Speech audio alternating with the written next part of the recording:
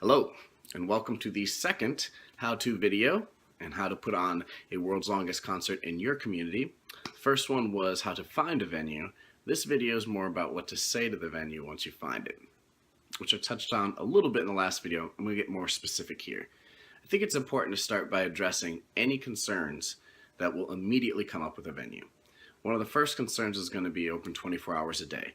In a community, they might say, I don't know, I sell booze. I don't know if I can be open 24 hours a day. I don't know if I can afford to put another person on staff to work that third graveyard shift. These are the concerns that are going to come up. Another one would be the stay-in fee, which after 72 hours, every venue is required to pay a stay-in fee. That totals to be determined by the venues. More on that in just a minute. And then another concern, and though it actually doesn't come up very often, but it has come up, is Guinness World Records involved in this on any level? So let's start with the first thing, being open 24 hours a day. Say you are a bar. Say you do sell booze. Say for some reason the local laws prohibit being open 24 hours a day. You're just not allowed to do it. I've heard rumors of some cities where they require you to close for at least 1 hour a day if you sell alcohol. Now, if a venue can show the legal documentation of that fact and is still willing to close for that hour and then maybe have a performer up on that stage for the live stream performing with nobody in the crowd for that hour just to meet the legal needs of that community, but still continues their concert, that's admissible. As far as I'm concerned, and I feel like as far as any other community is concerned, if there's some kind of legal barrier that prevents putting on a 24-hour-a-day concert, if you can provide that documentation, we can find a way to work around it, and then you can, still be a part of this thing. I don't want some particular little rule of one city to negate a city's ability to be involved. So I think we're going to have some flexibility with that. And so that doesn't have to be a deal breaker. Also, another option is going with a venue that doesn't actually sell alcohol. This record has actually been broken 3 times in the past by a cafe in Ferndale, Michigan. So it's very possible to do this at a cafe that doesn't sell booze, just coffee all night, 24-hour place.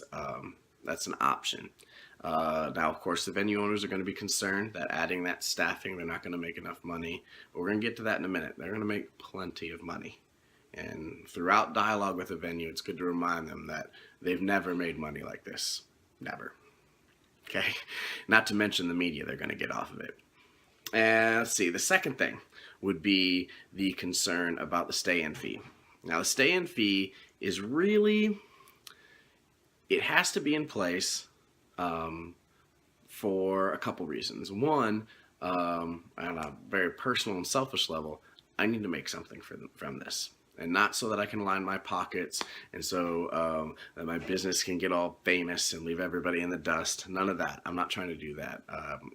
Those of you that have been following the story thus far, you know that everything I own I can carry. I've sold off everything.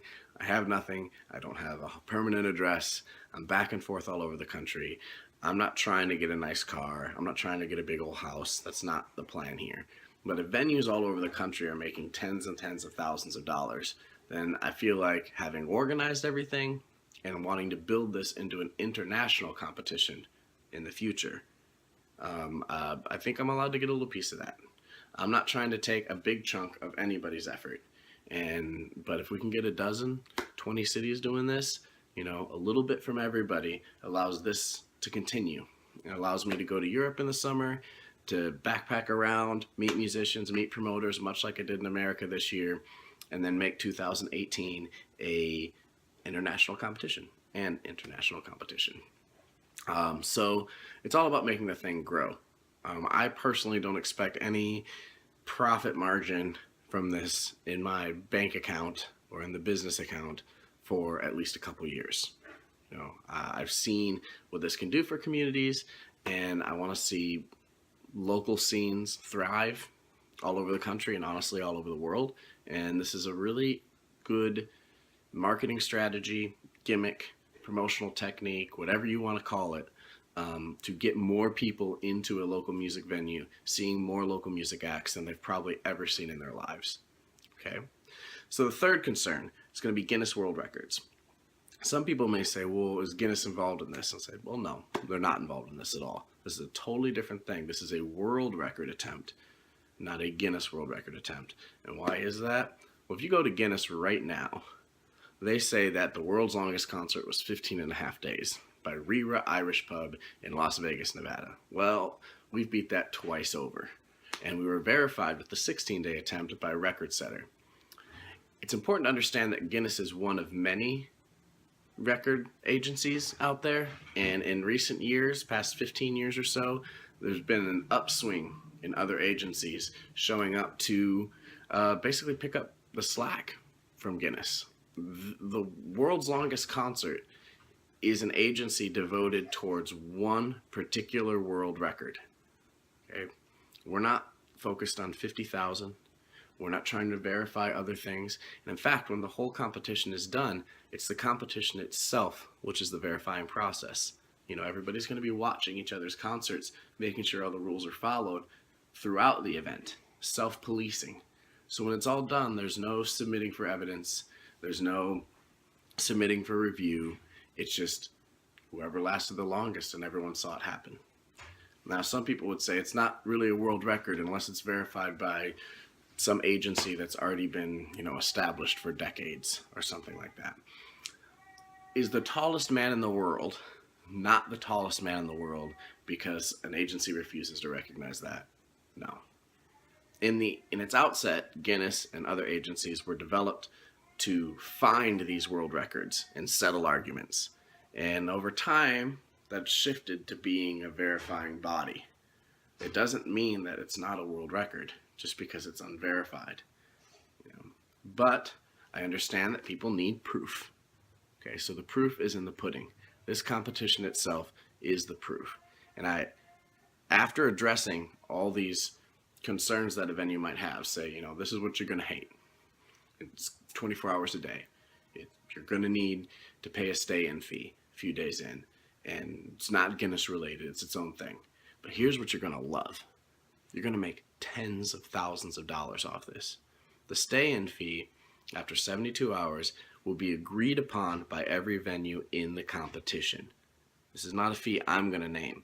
If every venue in the competition says, $100 a day, let's just say, 80% of that goes towards a cash prize that gets larger and larger and larger as the event continues. Only 20% of whatever you guys agree on goes towards me and this business to further it to the next level. So that 80%, you have a good shot at getting it all back.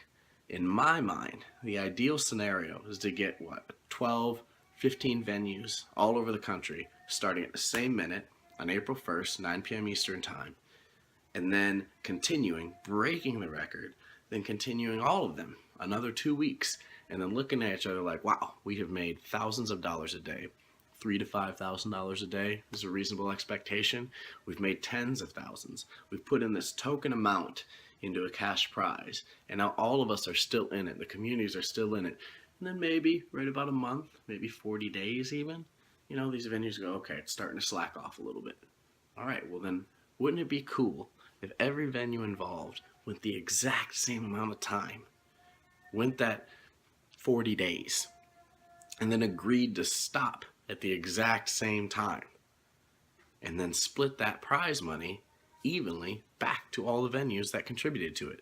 In the end, you'll have only been given $20 a day to be involved in the competition, and if I'm getting 20 from each venue each day, that's enough for me to push things forward, a bare minimum. Just think about that for a minute. What if a dozen, 15, 20 venues started a 40-day concert and ended at the exact same moment, ostensibly as a competition, but in the end a collaboration? This is something that wouldn't just make, world record history. This isn't something that would just make world news, national news. This is something that would make history books. This is something that people will never forget. This is the kind of thing that will be documented. And every venue involved in this is looking at getting more media coverage than they've ever gotten for any event. More people walking through the door than they've ever had before. I wouldn't be pushing this idea so hard if it didn't work, and if it didn't work really well. So why don't you just go off and do your own world record attempt all by yourself and not part of a competition? Well, first of all, good luck going through another agency. I've personally been through the struggle. If you want to go through Guinness and try to do that, by all means. But this competition is kind of like a group running event. You're going to run further, faster, longer, more motivated when there are other people running with you. If you want to do again, I mean, that's your prerogative. You're absolutely welcome to do that. But when you go to worldslongestconcert.com, you're going to find that the venue that went the longest in a group is the one that's going to have the world record. And going by yourself from scratch, you're not going to be able to match what everybody does as a group. That's just, the reality of an event like this. It sets the bar way up and ahead of what an individual effort could do. Additionally, Guinness is going to require all kinds of things from you. Record Setter is going to require stuff from you that we're not going to require. We just need you to follow the rules, to live stream your effort, be 24 hours a day, and then when it's all said and done, blam, here's the winner of winners. So this has really been built over the past couple years as the most streamlined, efficient, recognizable world record process for World's Longest Concert that can be developed. So put a lot of effort and time into this. We've been all over the country, meeting musicians, and we got venues just nibbling with their curiosity. So I thought now would be a good time, as I've done, to express to everybody what concerns a venue might have, and then to address those concerns directly. So once again, start with the things they're going to hate, and then tell them everything they're going to love. You're going to make a bunch of money. You're going to be in the news. You're going to be in national news. And speaking of, perhaps I'll get to it in the next video, we have a tour planned amongst all these world record attempts. And we got some high profile acts and some famous buses that are going to be a part of that tour. So that alone is newsworthy. The competition is newsworthy. This Chico on the Road tour with the Merry Pranksters and 2 of their buses going all over the country is another newsworthy event. I've heard rumors of some pretty high up news agencies very curious about that tour alone, which will then lead to a curiosity about the competition and vice versa. So we're planning something very, very big, and we want as many of you involved as possible. I understand that there are some concerns. This is something many of you have never even heard of before, and all of a sudden it's a competition. So if you have any questions, please don't hesitate to message me directly, Julian Ruck, on the old Facebook, or at worldslongestconcert@gmail.com. And keep checking back at worldslongestconcert.com for updates. This concludes episode 2.